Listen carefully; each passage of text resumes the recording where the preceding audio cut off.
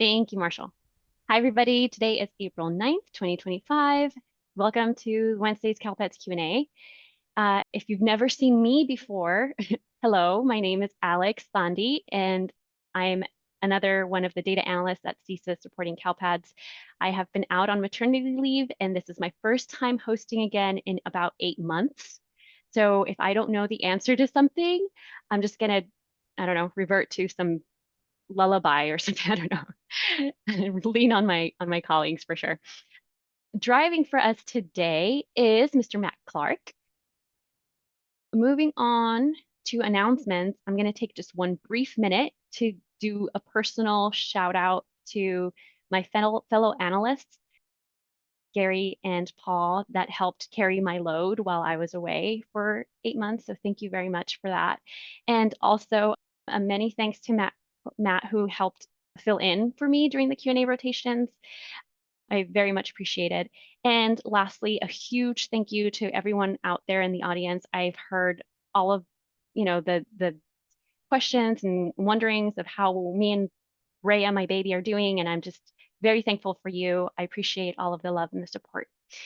So, all right, enough of that mushy stuff. We're going to go on to work. So end of year submission window will start on May 6th. And what does that mean? That means that on May 6th, the certification revisions will begin. So you will be able to look at your certification reports and look at certification errors. However, as a reminder, the data discrepancy screen is available now. We don't have to wait until May 6th in order for you to see any potential DDs. And as another reminder, your data discrepancies, your DDs, will eventually become certification data discrepancies, CDDs. So you can get ahead of the ball here, right? You can get ahead of the curve, I mean. So you can upload your end of year files if you have those ready and look at your DDs and start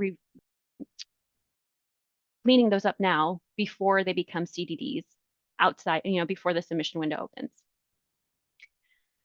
All right, moving on to Sunbucks. This is really cool news. I was very excited when I saw this. There's an upcoming webinar titled Sunbucks, What LEAs Need to Know. And that is scheduled for next Wednesday, April 16th at 2 p.m. So Matt is highlighting it there. You can sign up for that webinar and get all that extra information. The other thing that I wanted to point out from this communication is that there is a Sunbucks page that includes an FAQ that's specifically for Sunbucks, and that got me super happy. So anything Sunbucks related that, it's a frequently asked question, you can look in here and likely you can find your answer. And lastly on Sunbucks is that I wanted to just remind folks that a flash did go out, Flash 297, and that has a lot of very helpful information about Sunbucks and really cool charts that specify which applications are needed for which schools, just a lot of really, really great resources out there for people. And last announcement here is trainings. End of year trainings have officially begun. And Matt is showing you on the screen here the communication that went out where you have all of the end of year trainings available and how to register for them. So if you haven't already, go ahead and take a look and register for the ones that you are interested in. And in addition to end of year trainings, the SPED roadshows have also begun. And there is a slew of roadshows available for y'all. So take a look. There's likely a roadshow coming near you. And you can register for those. And you can also find this list in our user manual under the end of year roadmap, under the chunk for end of year 4. So multiple resources there. You can access it from different points. Just wanted to let you know what's available for you. And then that was it for me. Angela, do you have anything? I do. And Matt beat me to the punch. So we are up to date and current with yesterday's release on the active and fixed stone issues. So if you are curious what went in yesterday, it's that first window. And that was all I had today, Alex. Awesome. Anybody from CDE want to say anything? Not from me. This is Paula. Awesome. Okay, thank you. All right, we're going to start off with questions. Let me open this up here. We're going to start with Rigoberto. Question 1. It says, good afternoon, team. Can a student's CELA status predate their first ever recorded enrollment in CalPADS? If yes, can the CELA determination be made in preschool? I know that we allow the start date of the CELA to be before their enrollment start date, but I don't know if preschool counts because shouldn't it start with TK? Right. They officially can't be EL until they take the initial LPAC, and they can't start taking the initial LPAC till they're in kindergarten. Mm-hmm. So that was kind of a... Yeah.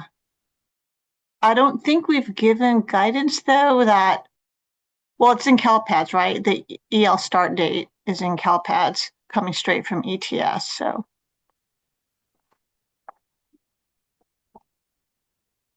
Okay. Oh, and so I see that your follow-up is, what if the status is EO? I think where I'm hung up is that it's preschool, and I don't think that preschool counts.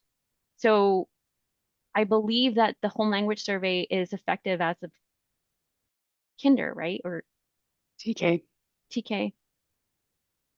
Yeah, the HLS goes home at the TK enrollment package, and if they're TBD, that gets uploaded with their TK record, but they don't really get tested or counted anywhere. Mm-hmm.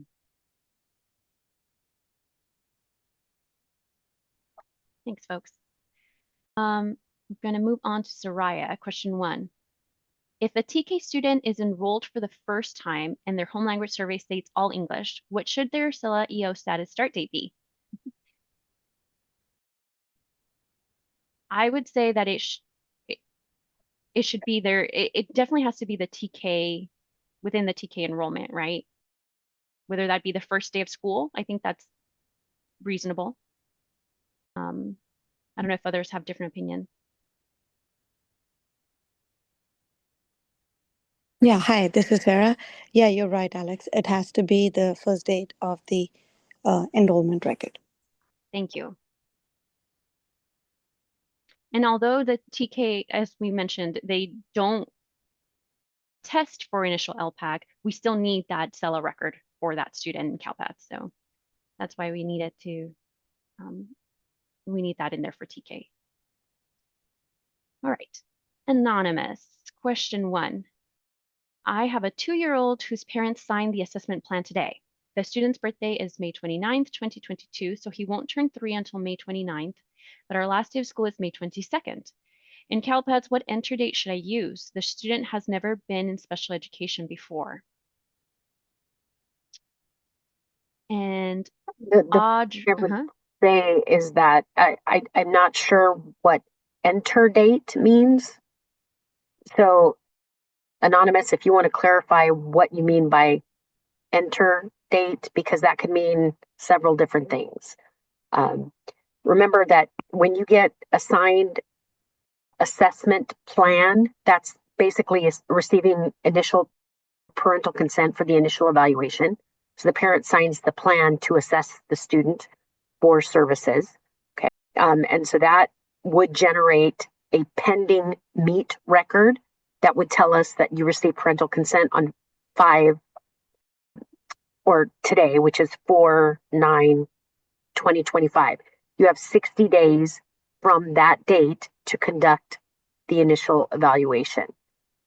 There are exceptions to that if that date falls over the school break, or actually this is a 3-year-old and it would be dependent on whether or not they were served in Part C. So there's probably a lot of nuances to this. So what I would ask is that you submit a ticket and you can assign it. They'll assign it to the SPED data support team and we can tackle it. Thanks. And hi, Brandy. Hi. All right, we're moving on to Jemmy from Durham Unified. Q1, in today's EOY primer, I think I heard that if we have students who are disenrolling from our LEA, we should wait until our state testing window closes before updating SCNR and CalPADS. Is this correct? I usually submit files weekly or sometimes daily, so if this is the case, I will need to be more mindful. Please correct me if I am mistaken. Thank you. I can take this one. So the point that we were making in the EOY primer was that it's required to exit your students enrollment, your SENR records in the EOY data submissions, but we were advising you not to exit those records until the testing window completes. The final day of testing is May 31st, and the date that we recommend that you have all of your kiddos tested by is May 15th. So the guidance that we were saying is, please don't enter in your exit and completion codes. Don't exit your SENR records until all of your students have completed testing, and typically waiting until the end of the testing window will guarantee that. So it wasn't specifically about students who are disenrolling, students who are transferring. The guidance there would be a bit different. This is for students who are completing that grade level and for exiting their enrollment record. Thanks, Matt. All right, moving on to Noel, Q1. If a student is allotted direct certification due to extended benefits, does CalPADS mark them as yes or no on the 1.18 direct certification column? I could take that Thank on. you, Paula. If Sarah wanted to, she could answer this also. But basically, we don't know if a student is directly certified via extended benefits. We know that LEAs are allowed to extend benefits to siblings within a family in which one of the family members is directly certified. Since we don't collect that specifically, we know that LEAs have just been submitting a 181 record, which still works for identifying the UPC count for LCFF.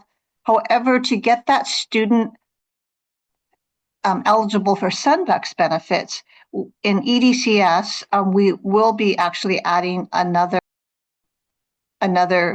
piece of data for you to submit, which is the date the student was extended benefits. That would enable us to be able to provide benefits to that student.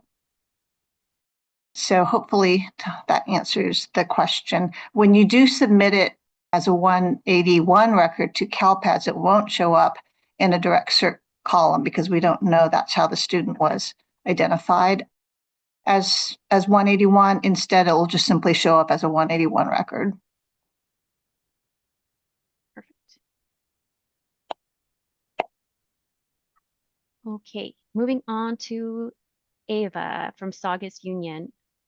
Question 1 says, if a family's financial circumstance has changed, are they allowed to complete the alternate income form even if they completed the form at the beginning of the year? So can they complete the alternative income form more than once in the academic year, I believe is the question. Well, I can take that one. Yes, they can, but they're not going to count for the unduplicated pupil count if that occurs after basically after October 31st and after the date has all been certified. So I don't know if that answers the question, but what is true is that if a family circumstances changes, LEA should try to update an NSLP application if it's a standard counting and claiming school, or a new universal benefits application if that student had submitted one or has not submitted one, if that makes any sense. Okay. And thank you so much, Paula, because you're saving me here.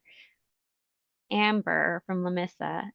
Question 1 says, our fiscal department is asking for data on how many students came from and exited to a charter.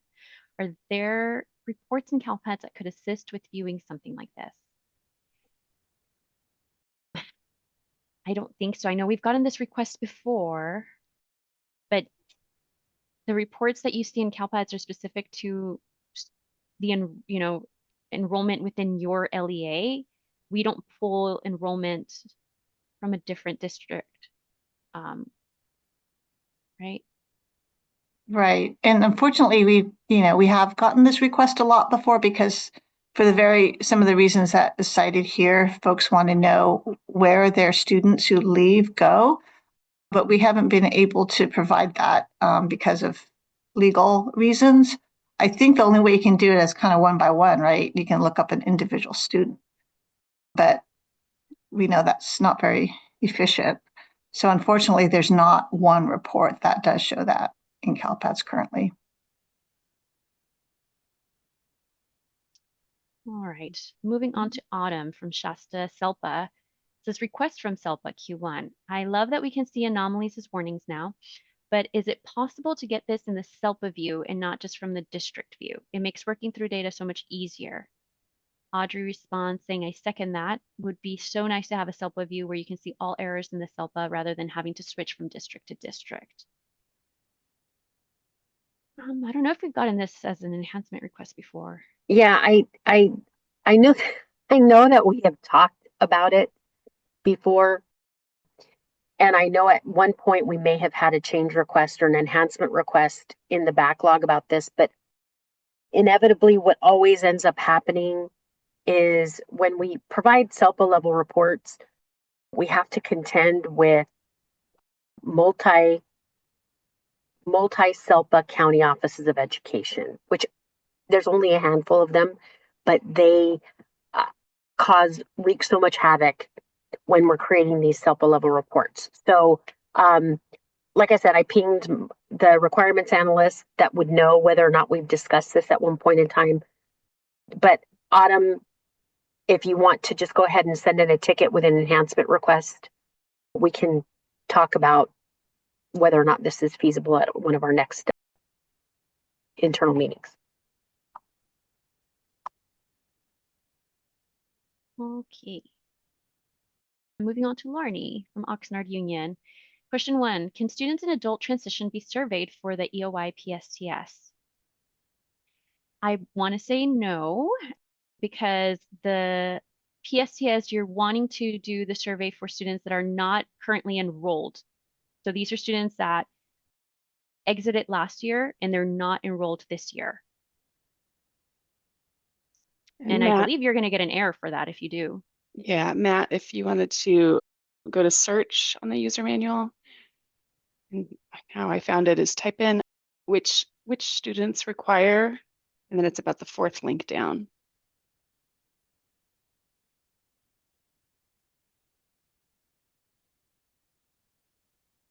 And there you go. Yeah. So we are looking specifically for those exit reasons and completion statuses. So no, Larnie, they do not count. Thank you for the assist, Angela. Anytime, Matt. Moving on to Yadira, question 1. Can I please get some clarity, if possible, how the RFIP data gets pulled into DataQuest? I provide the 2.16 and 2.17 to my EL director, but she mentioned that the data in DataQuest did match what we certified last year. I'm assuming that didn't match. Is there a chart or flow chart? I don't know for DataQuest if we have. I know for the dashboard we have that cool, handbook that connects the dots, but I don't know if we have one for DataQuest. Is In there, the glossary, it'll say on DataQuest. and is there the certification report for RFEPs? That's now in end of year, correct? Mm-hmm. So, and there's those rules. I don't remember which flash. It used to be 219 that LEAs have to make sure they follow in order to capture students correctly. So if you don't follow those rules, it could be that you have an RFEP student who we can't figure out what school they went to because you didn't follow those particular rules. That might account for why it doesn't match up. Do you guys know which Flash I'm talking about. It used to be 219, then we kind of updated every year, or we put it out there. But Paula, the data just you might want to confirm with DataQuest and Randy, because there's also the RFEP report that's in fall, and DataQuest mostly displays census state data. They don't display cumulative data. Right, but we tried to move the RFEP count. Well, there is an RFEP count that's also done at end of year, but I'm telling you, there's a certification report in fall as well. I'm just Okay. So you might want to clarify it. That's all. Yeah, that's a good point. So that to the person who asked the question, if they're looking at DataQuest to look to see whether DataQuest is reflecting fall 1 data, that's the other thing to look at. Okay. And the But we report mapping guides for reports 216 and 217 will show you the exact logic that's used to calculate those counts in CalPads. Is the 216 and 217, those are end of year reports, right? Yeah. Or not? The other ones in fall are 28 and 29, or 28 specifically. So I do know that following the rules, though, that we have in that flash is important, and that's the data we do report to the feds. But like Brandy said, we need to check to see if that's reflected on DataQuest or not. What was that flash number one more time, Paula? Well, it's the old 219. I would have to look to see what the newer version is. For some reason, 267 comes to my head, but I could just be making up numbers. I don't know.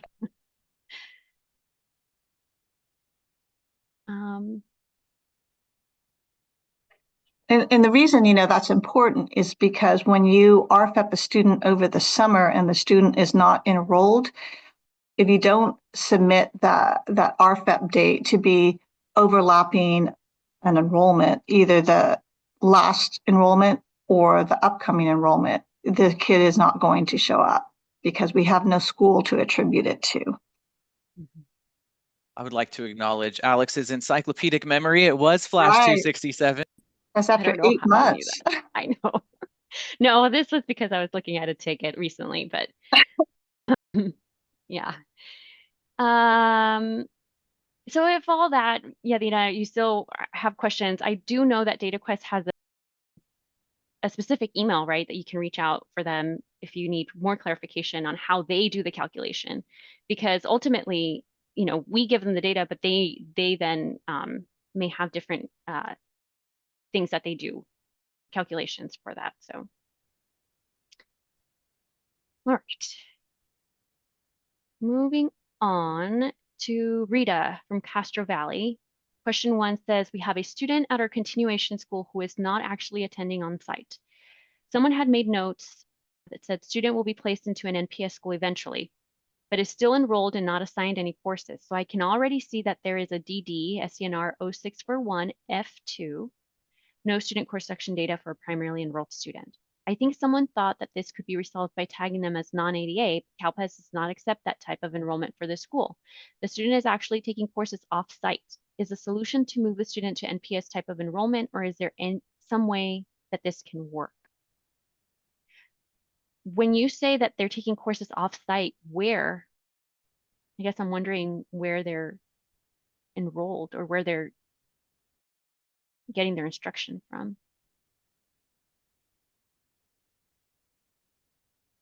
And did I skipped Jamie, didn't I? Sorry, Jamie, I'll come back to you.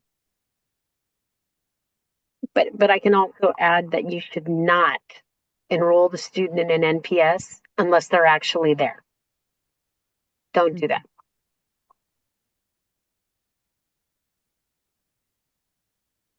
Yeah. So I'm going to take Jamie's question now. Rita, if you want to just clarify where the student is taking their courses, maybe that'll give us more insight. I'll circle back once we're done with Jamie. So Jamie's question 1 from Granite Mountain says, we have an 18-year-old who wants to enroll in our school. There is a break of enrollment within this academic year, but other than that, they have been enrolled continuously.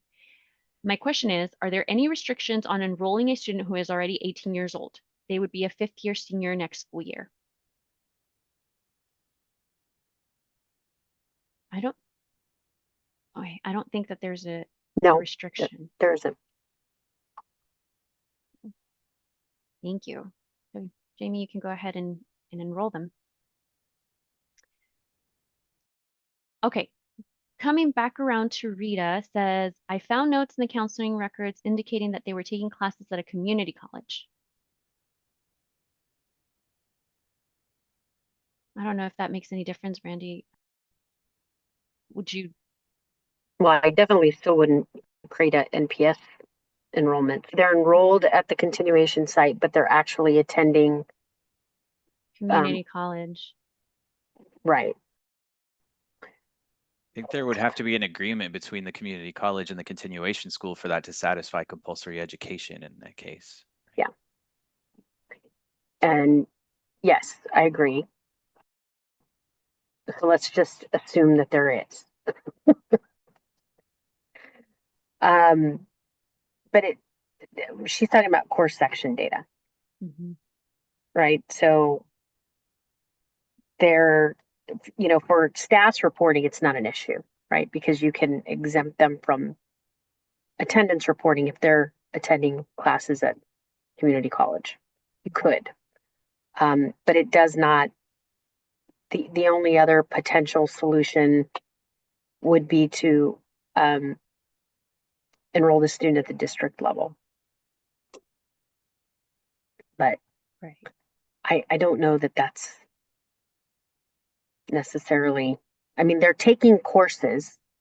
So maybe the district or the district or the school has to come up with a way of adding these courses within their master schedule or reporting some type of course that the student is taking at the community college. Yeah. Particularly if they're taking them for high school credit.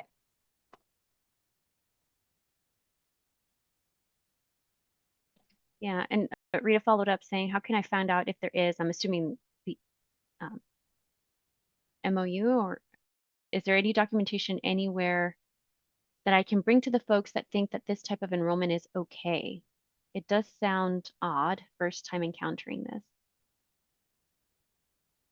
I don't know where you could find documentation. If someone else out there, any other LEA has students that are going to community colleges that wants to chime in, please do so. I don't know if there's specific forms out there that an LEA has to fill out. I would assume so for ADA purposes, but Rita, if you still have questions, you can send in a ticket because I think that this is very unique.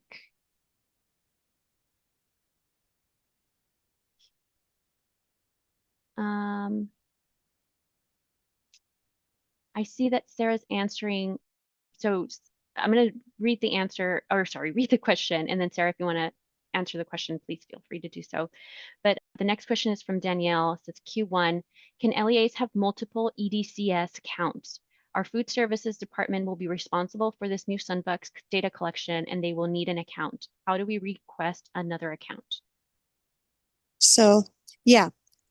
Yes, LEAs can have multiple EDCS email accounts. And if their food service department is responsible for the Sunbucks collection, they can, so their LEA admin can email educational EDCS inbox, that is education data collection at cde.ca.gov, and give us the details of who the colleague is and just needs to inform us that they need access to EDCS account. Awesome. Thank you.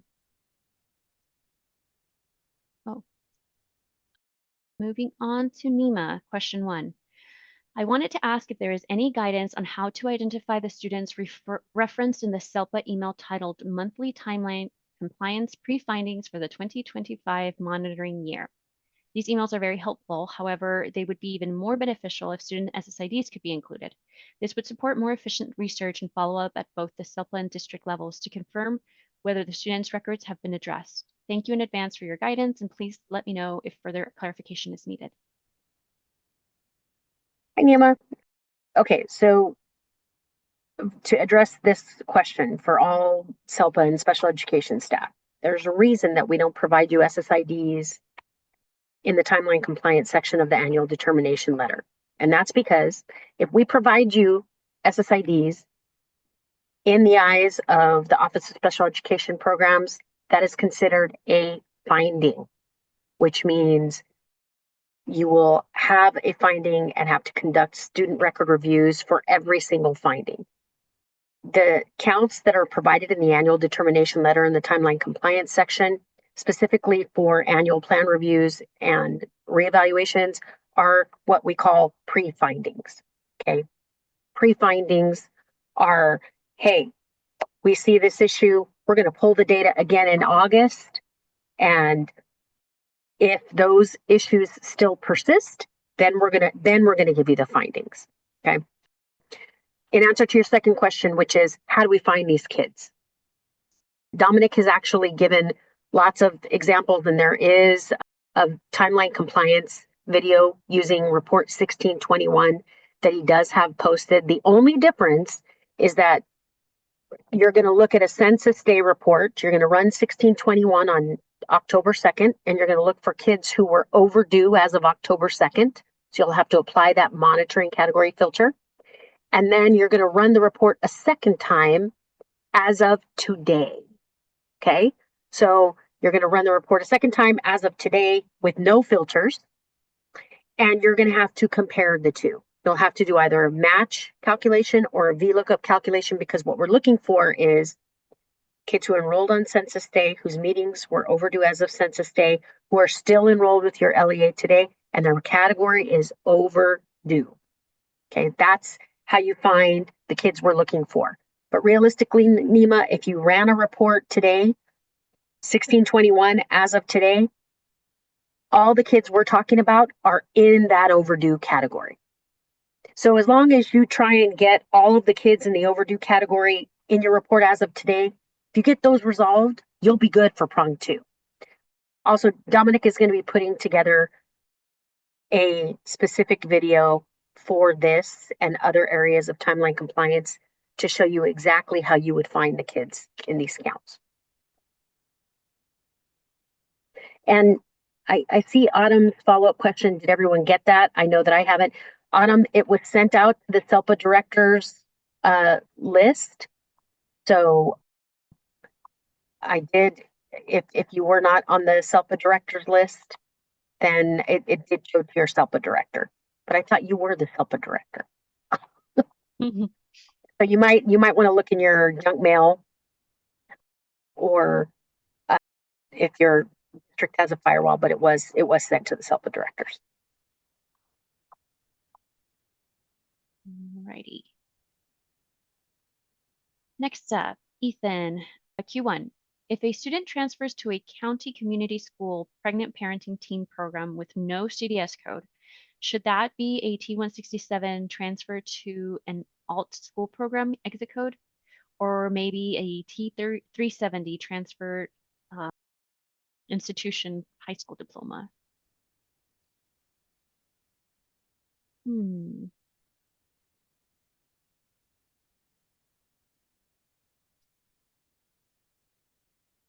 See. So Matt has the code set here, T167.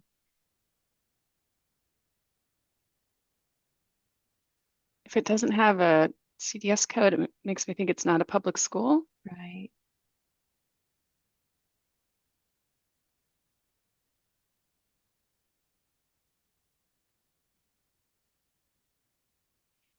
So Ethan says it's run by Alameda COE, but it's probably under a school program. So I think it probably does have a CDS code associated with it.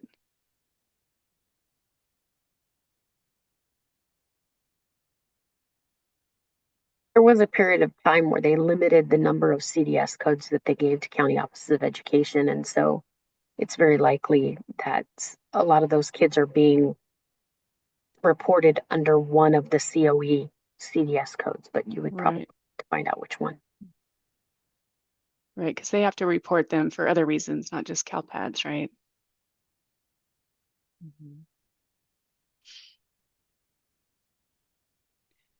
I would say, Ethan, double check with the county office and see where they report those kids, because they have to they have to tie them to a school code somewhere.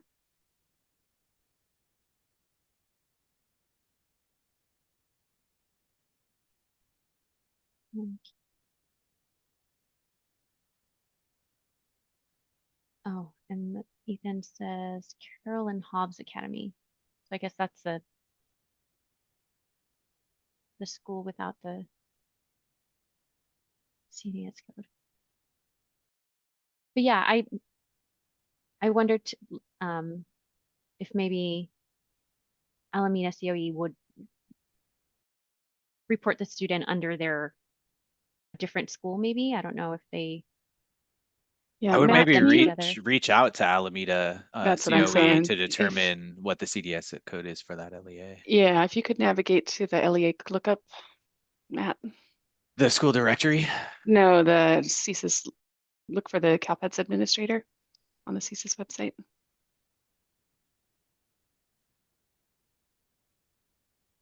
Go. And we're looking for Alameda, right? Alameda County, yeah. Abraham Abraham. Zamora. We've worked with him. He's very helpful. I bet you he knows the answer. If you're on the call, Abraham, please I expect know. a call.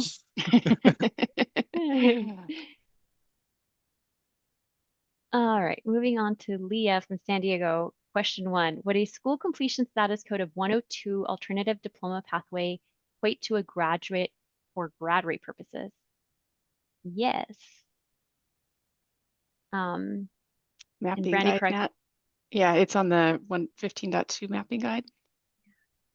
I think, correct me if I'm wrong, but I believe that this code was designed specifically to count for the grad rate as a graduate, but also to allow the student to re-enroll for the next school year. Right. So it does, and just for clarification purposes, so what they're talking about is the adjusted cohort graduation rate, the 4-year rate.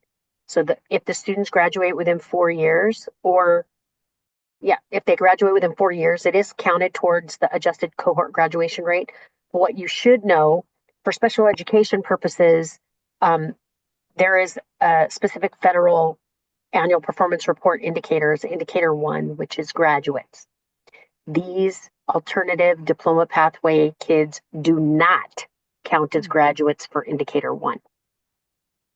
Don't ask me why. They just don't. So Matt, if you scroll down a little bit and see the picture of the report, it's really tiny. Yeah, I think you can click it and blow it up a little bit, but it's column 6. So you find the red number 6 and then go down to the table below and it tells you, oh, I was on 15.1. There you go.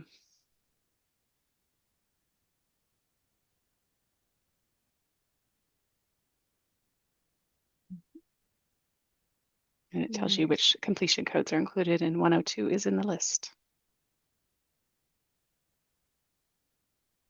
Alrighty, thank you. And the last question from Bavita from Poway. So question 1 says, any ETA on known issue, end of year 3, stats 0708 E3, triggering incorrectly with corresponding sync record posted. That was just sent up not too long ago, I think.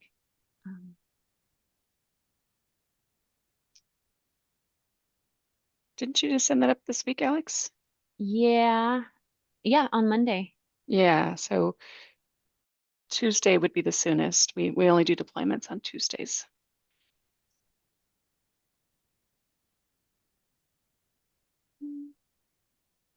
And Colleen from Cottonwood says, Q1, can you please remind me what happens when a student transfers from one public school to another during testing?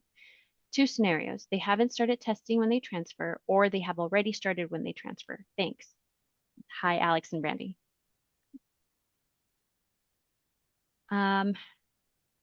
If they haven't started testing when they transfer, then I believe it's just a regular transfer, right?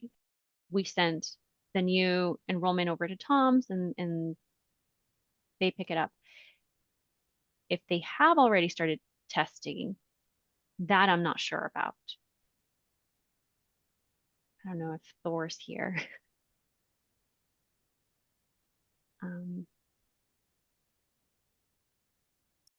This is Sarah. hi, I'm Sarah. sorry, there is too much background noise. I think the student can take it from where they left off, but I'm not Okay. entirely sure. If you can submit a ticket, I can do my research and respond to the question. Okay. But yeah. All right, Colleen. You can put attention Alex and I'll send it over to Sarah. And Bavita, I found the bug that you were asking about, and the developer has handed it over to the tester, so that's a good sign. It's likely on track for Tuesday.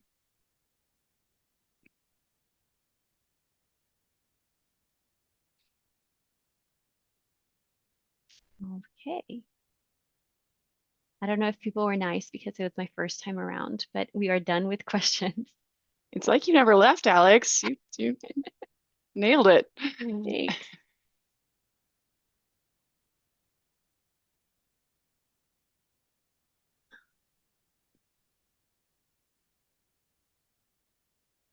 And one question.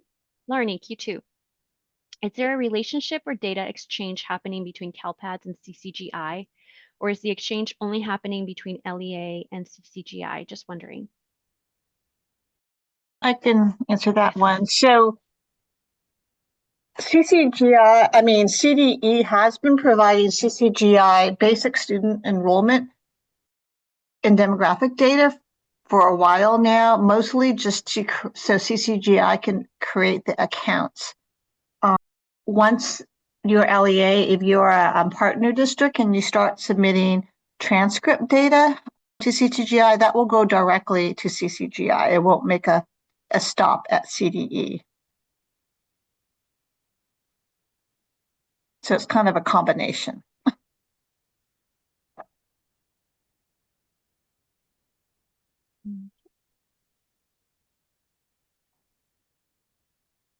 There's one last thing I'd like to just kind of point out as we move forward to our end of year submission window opening. There were some issues that happened last year when we were processing the data for students with disabilities. And we had always provided guidance that LEAs should ensure that end of year 4 is certified prior to end of year 3. And there were reasons for that.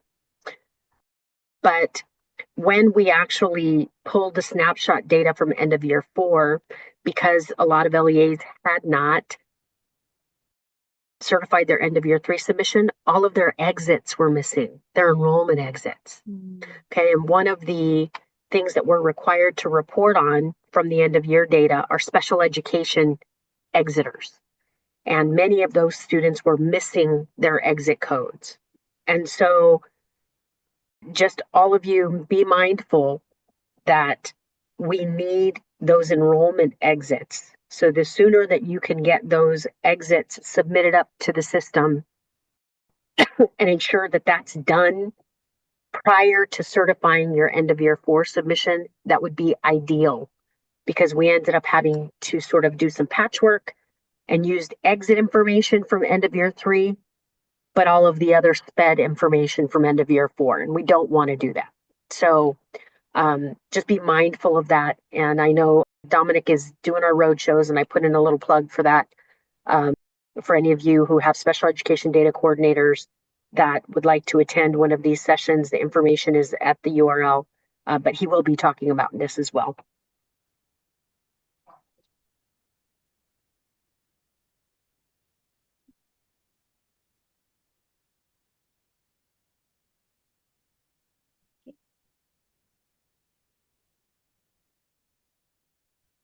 I can buy you some time by echoing Marcy's sentiment that it really does feel like the good old days with Alex and Brandy on the Q&As. Yeah. Blast from the past.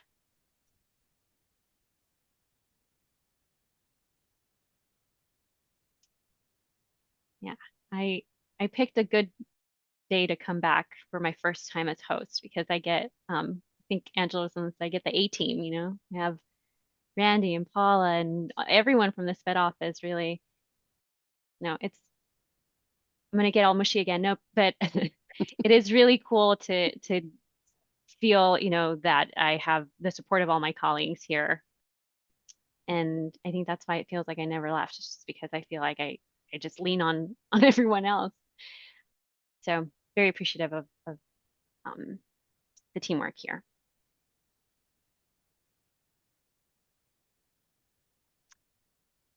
Okay, question 2 from Rigoberto. Question says, this is my first CalPET cycle. I thought EOI 1 through 4 was in that order for a specific reason, but can you reiterate that we should have EOI 4 certified before EOI 3? Welcome, Rigoberto. So there's no hard rule that you have to have EOYs done in a specific order. We recommend, or not recommend, but there is a suggestion for which EOYs you can certify in what order, and Matt has it up on the screen right there. We, I think, have for a while said that you should start with EOI 2 because it's the simplest, but I think we've reordered that suggestion. And I don't know if anyone else wants to chime in on the rationales for this specific suggestion of EOI 3 first, because the EOI 3 is the big one, right? It has the most data. Yeah, partly for what Brandy just said though, because EOI 3 forces you to close your your current enrollment, right? And ideally, you know, I was actually having this conversation with Rebecca from Fresno the other day. Ideally, in a perfect world, it would be really nice is if you didn't certify end of year 3 or 4 until you had resolved all fatal errors for both submissions, right? And certified them at the same time. Because if you do that, then all your special education students are going to be represented in your cumulative enrollment counts and your STAS counts, right? All that subgroup information is going to be correct. And conversely, all of the exit information is going to be available in the end of year 4 snapshot for students with disabilities. So ideally, you can work on them in that order, but if you just waited and pressed the certify button for both of those at the same time, that would be amazing. Mm-hmm. I see. It seems like a lot of people do that, Brandy. I noticed that last year. I think people kind of figured that out, that it's just for everything to be in alignment. It's better just to certify the same revision for all 4. So right. And just so you know, so report 16.23 in end of year 4. 16.23 is our students with disability status report. So this is the report that shows you their status, their non-participation reason, and it also shows you their enrollment exit code. Big, huge, glaring red flag. If there are blanks in that enrollment exit, don't certify end of year 4. Don't do it. And the reason I'm telling you that is because every enrollment in CalPADS, and a lot of the SPED folks don't know this, every enrollment in CalPADS every single year at the end of the year has to be exited with some exit code. Every single enrollment. Okay. So if it's blank, there's no enrollment code in report 16.23, it means that your end of year 3 data is not yet certified. That's what it means.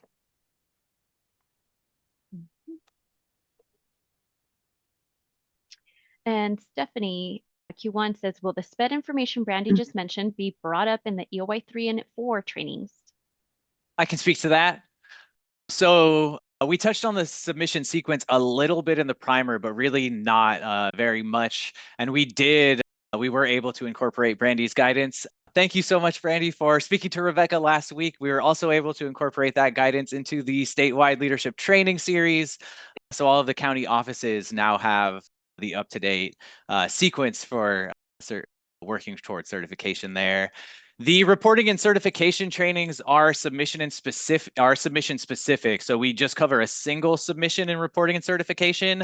We will touch on the submission sequence specifically for EOY 3 and 4 and provide the guidance that Brandy just provided, that ideally you should be resolving all of your errors for both and then reviewing reports and certifying when we cover EOY 3 reporting certification and EOY 4 reporting and certification.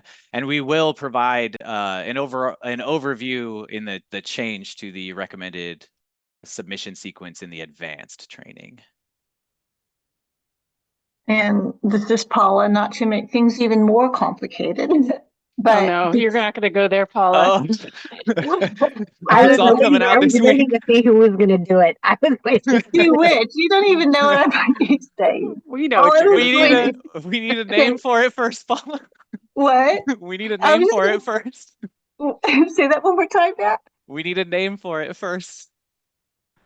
Oh, no, I wasn't going to say anything about that. All I was going to do is remind folks that there is this gap between when you certify your end of year submissions, which includes end of year 1, which is all the course information, and when we pull the cohort data on August 15th, right? So there's this 1 week gap. So you might, to the extent that you have kids who are summer grads who graduate after you certify your end of year 3 data, who might have course data that you have not yet uploaded, all of that to say is you might want to, if you have summer grads, to kind of wait a bit to make sure you get as much of that data in as possible before you certify. That's all I was going to say. We do have kind of like a recommendation for how you might capture those kids who kind of graduate after you certify your data, but before August 15th, and we'll have a flash on that as to what our guidance will be to deal with trying to make sure those kids are captured as completers or graduates in the 24-25 year. Sorry, Paula, I didn't mean to cut you off, and we gave everybody the I have the scoop, but not yet messaging. So I apologize for that. Oh, you mean? I mean, I don't mind, but I don't know if we're supposed to yet. We've actually talked about it here before on this call about. You mean the proposal? Yeah, but we said it was, we said there were discussions about.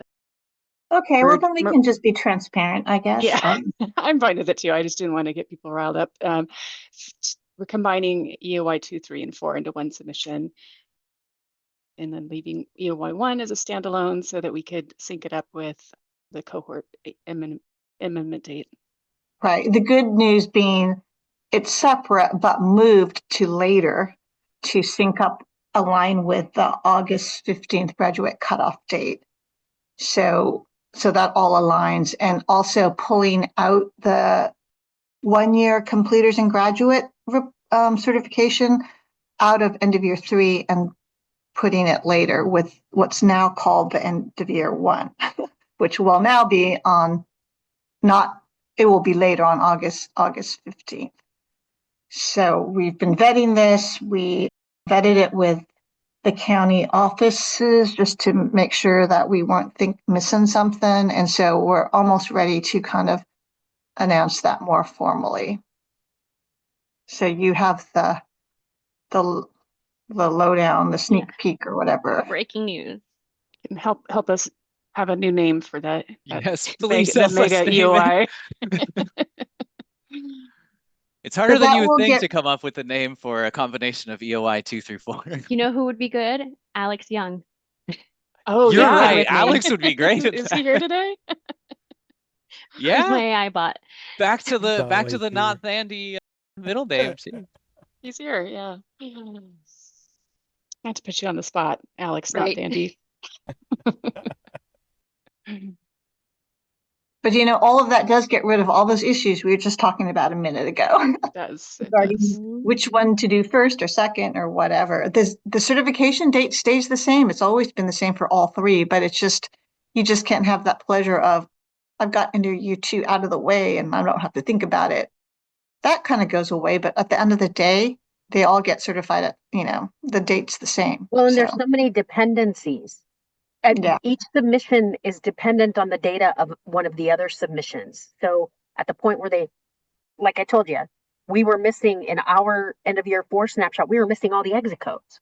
And so we had been reporting inaccurate data to the feds that had to be amended because we had huge jumps in certain categories because we had been pulling from the wrong snapshot. So,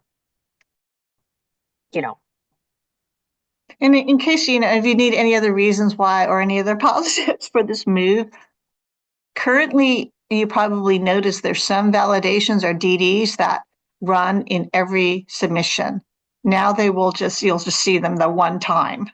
Well, 2 times, I guess, in end of year 1 potentially, as well as the other one. So that just, makes things a little smoother. And this should actually make the revisions be accessible to you a little sooner. So that's another positive. Shelley from Puente, question 1 says, Matt, is that the summer submission that was brought up during the leadership training last week? So I can candidly say now that I was unsure whether Greg was making an April Fool's joke or announcing the combination of the end of year 2 through 4. Yeah, the combining there. But we have not officially decided to name it, let alone name it the summer submission. It was an April Fool's joke from Greg there at the beginning. One more question from Valerie, Q1. I am uploading EOI files and received an error, CRSC 0642. Content standards alignment code value, missing content standards alignment code. I am looking at the valid code spreadsheet, but not able to find information for this specific error. Can you give me a little guidance?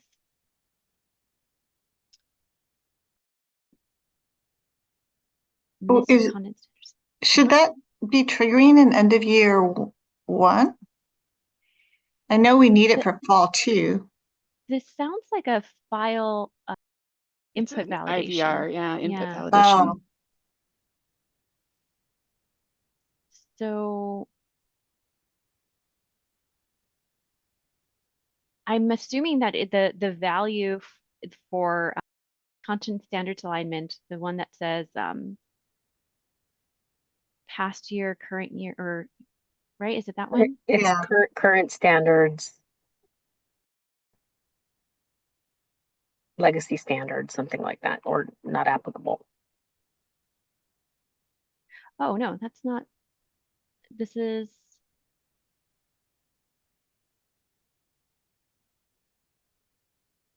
If instructional level code is not equal to 23 or 24.